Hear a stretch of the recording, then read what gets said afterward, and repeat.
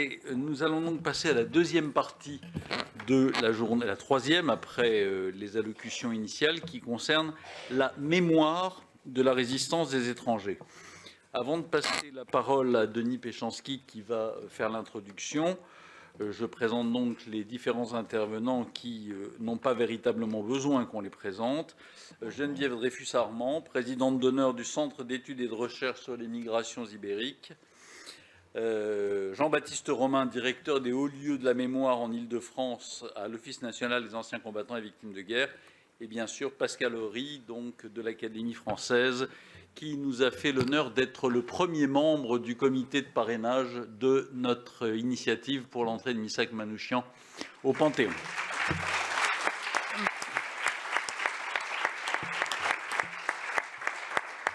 Une anecdote sur les étrangers et les bizarreries de l'armée allemande.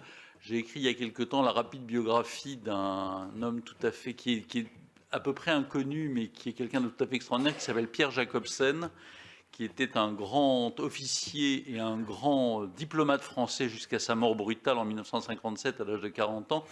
Pierre Jacobsen, d'origine danoise, était officier de l'armée française. Il a défendu la poche de Dunkerque. Et quand il a été fait prisonnier, les Allemands se sont rendus compte qu'il était danois et qu'il parlait allemand aussi bien qu'eux. Ils lui ont donc proposé immédiatement de l'engager comme capitaine dans la Waffen-SS, ce qu'il a refusé, ce qui lui a valu d'être dans les camps, puis ensuite de s'évader. Je laisse donc ta parole à Denis. Merci beaucoup. Et donc, je vais avoir la dure tâche, comme ce matin, d'ouvrir les débats. Ce sont mes collègues qui diront des choses intelligentes. Donc, dans cette partie-là, on va parler de mémoire et non pas d'histoire. Et évidemment, c'est une question combien d'actualité quand on a assisté à cette matinée assez exceptionnelle de ce point de vue-là, avec les annonces qui ont été faites par notre ministre, et à travers elle par le président de la République.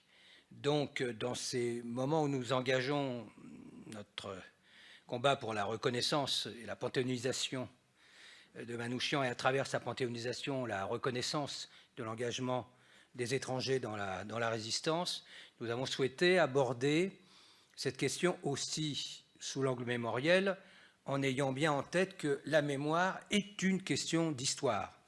Voilà, c'est un objet d'histoire et c'est comme tel qu'on veut le traiter. Alors, quelques clés peut-être pour ouvrir le débat. On va prendre quelques définitions. La mémoire collective, alors vous notez bien parce que ça va aller vite, représentation sélective du passé qui participe à la construction identitaire d'une société ou d'un segment de cette société. Bon.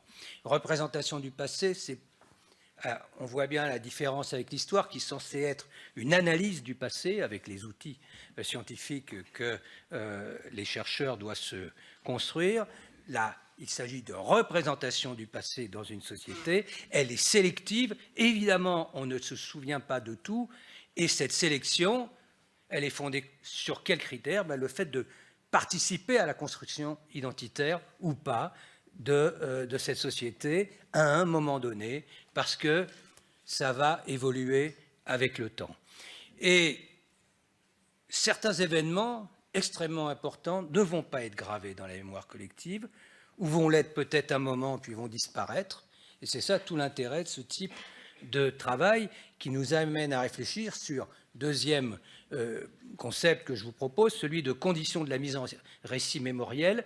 Quelles sont les conditions pour qu'un événement, quel qu'il soit, important, moins important aux yeux de l'historien, va s'inscrire ou non dans la mémoire collective? Troisième élément, à partir du moment où c'est inscrit dans la mémoire collective, bien, ça va se stabiliser pendant quelques années, ça va définir ce que j'appelle un régime mémoriel, et on va avoir des régimes mémoriels successifs, donc des représentations successives de la Deuxième Guerre mondiale dominantes dans la société, en ayant bien en tête, et là c'est un concept que nous avons forgé avec l'ami Thomas Fontaine, que faut pas avoir en idée, bon, à un moment donné, on n'a parlé que de ça, puis à un autre moment, on n'a parlé que de ça, on va y revenir d'ailleurs. Non, sont des évolutions beaucoup plus souples, on va dire, et on parle, nous, de mémoire forte et de mémoire faible. Donc, la mémoire du résistant pourrait être forte un temps, et puis s'affaisser, puis remonter, ainsi de suite.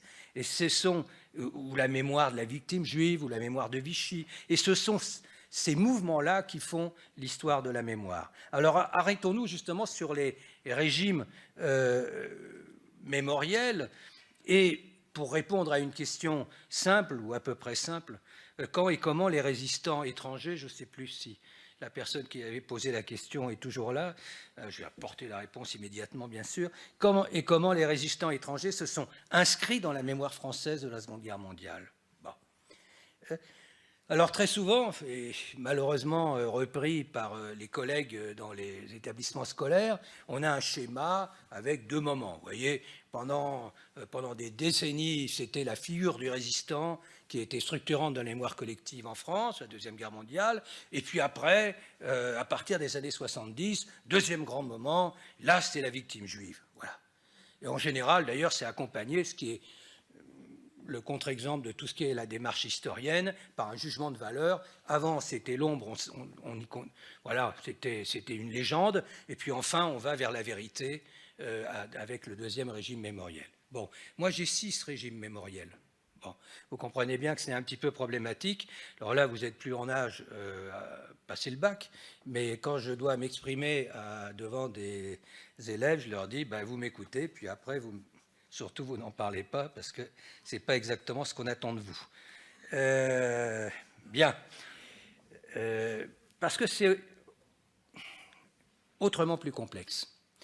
Alors voyons, par exemple, dans les années qui suivent la Deuxième Guerre mondiale, entre 45, 49, 50, là, toutes les mémoires sont convoquées, toutes sont présentes, y compris les résistants étrangers. Les commémorations pour la fiche rouge, elles sont mais très nombreuses, et il y a beaucoup de monde pour assister à ces commémorations. Alors bien entendu, il y a des figures qui sont mises en avant plus que d'autres, mais il ne faut surtout pas penser qu'il y a une sorte d'occultation. Si vous pouvez m'enlever ce mot du vocabulaire, ça m'arrangera, parce que c'est généralement, on parle toujours plus d'occultation que quand on n'arrête pas de parler de quelque chose. Donc non, il y a, oui, il y a des moments, encore une fois, où c'est une mémoire faible, mais là, en l'occurrence, toutes ces mémoires sont fortes à un degré plus ou moins important. Arrivent les années 50. Alors là, parle-t-on de la résistance des étrangers? Très peu. Mais plus généralement, on parle très peu de la résistance. Mais est-ce qu'on parle beaucoup de la Deuxième Guerre mondiale? Très peu. Pourquoi? Mais parce que l'agenda, c'est la guerre froide, et ce sont les guerres coloniales. On n'est plus du tout dans le même contexte. Et la guerre froide, c'est complexe, parce que d'une part, le nouvel ennemi, c'est l'Union soviétique et le bloc soviétique, bien entendu, c'est plus l'Allemagne nazie. Et donc, par exemple, et Geneviève en parlera évidemment tout à l'heure, c'est l'interdiction du PC espagnol en France en 1950, l'expulsion de très nombreux militants, enfin, etc. Mais à l'Est, on a la même chose. Pourquoi? Parce qu'il y a les grands procès de l'après-guerre, à partir de 1947, et là, 47-52 en gros pour l'essentiel, et là, dans ces grands procès, qui est mis en avant? Ce sont pour l'essentiel des gens, des militants, qui étaient partis dans les brigades internationales, étaient passés quelquefois par les camps, enfin souvent par les camps d'internement en France, et s'étaient engagés dans la résistance. Et dans ces figures-là, on a évidemment l'image d'Arthur London, l'aveu, qui en est un exemple flagrant. Donc, tout converge à cause de la guerre froide pour finalement minimiser le poids et le rôle de la résistance et des étrangers dans la résistance en particulier. Donc, oui, c'est une mémoire faible. Bon, mais on a un petit problème. C'est que c'est une mémoire faible, sauf pour Manouchian. Donc, vous voyez, c'est là où il faut nuancer. On a le poème d'Aragon en 1955, l'inauguration de la rue du groupe Manouchian en 1955, dans le 20e, et en 1959, relayé par la mise en musique qui a eu un succès, mais extraordinaire, de Léo Ferré. Puis après, ça a été repris par toute une série d'autres chanteurs. Bon. Mais ça veut dire qu'y compris dans cette période où on parle beaucoup moins des résistants étrangers, eh bien, c'est là où finalement Missak Manouchian entre dans la mémoire collective. Donc là, cette contradiction me semble très intéressante. Alors après, ça va évoluer, parce qu'il y a un nouveau régime mémoriel qui commence avec le retour de De Gaulle. La légitimité de De Gaulle, c'est quoi? C'est l'appel du 18 juin. C'est donc la résistance. Donc, entre 58 et 69, on a vraiment la centralité du résistant comme figure structurante de la mémoire française de la Seconde Guerre mondiale.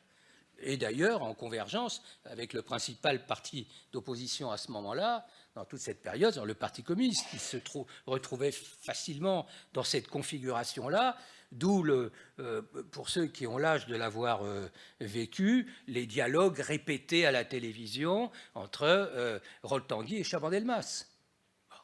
Et là, c'est comme un symbole de cette convergence mémorielle. Mais en même temps, quelle est la place à ce moment-là des étrangers dans la résistance? Eh bien, des deux côtés, là, c'est beaucoup plus problématique, parce que c'est vraiment le résistant français qui est mis en avant. Bon.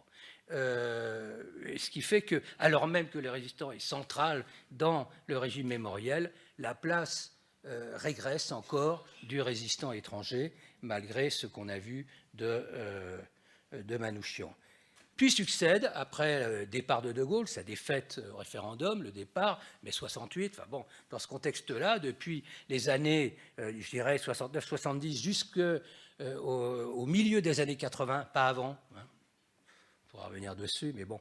Là, vous avez un nouveau régime mémoriel qui va s'imposer, après son départ, donc, avec l'image plutôt d'une France veule, d'une France collabo, vous savez, les Français si vous saviez, chantons sous l'occupation. Donc là, toute une série de documentaires qui vont illustrer ce nouveau discours sur la guerre. Encore une fois, en dominante, hein, il y a toujours des choses à côté, évidemment, des mémoires faibles à côté, mais c'est important. Et ce qui est intéressant, d'ailleurs, c'est que dans ce contexte-là où on stigmatise et on montre du doigt le rôle des Français dans la Deuxième Guerre mondiale, réémerge positivement la figure du résistant étranger.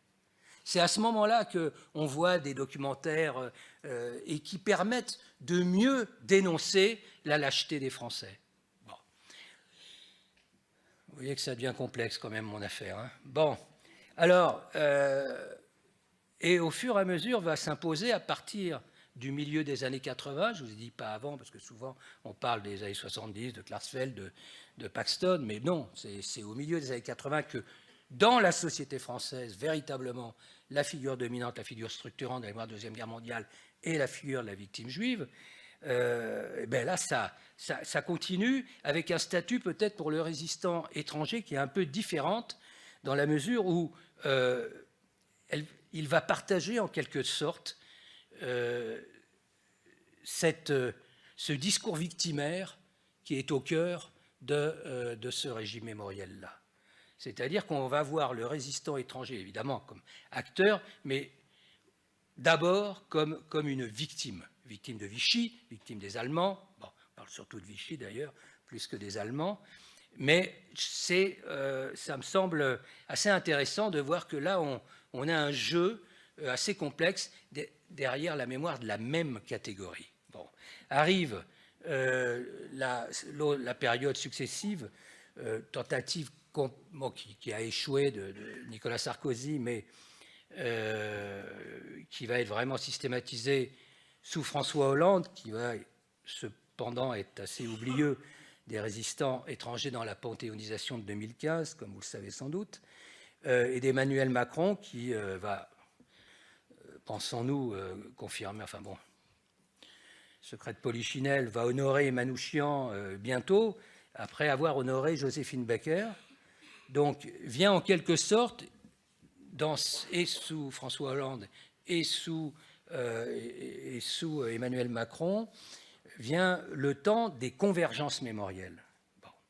C'est-à-dire que on a les figures du résistant étranger, de la victime juive, qui sont toutes convoquées, de même que est toujours convoquée la figure noire en négatif de Vichy. Bon. Donc on le voit, et ce sera ma phrase de conclusion, la mémoire est dans l'histoire en ce qu'elle évolue avec le temps et qu'elle agit sur le temps. Et c'est ce que vont nous montrer maintenant mes collègues. Merci.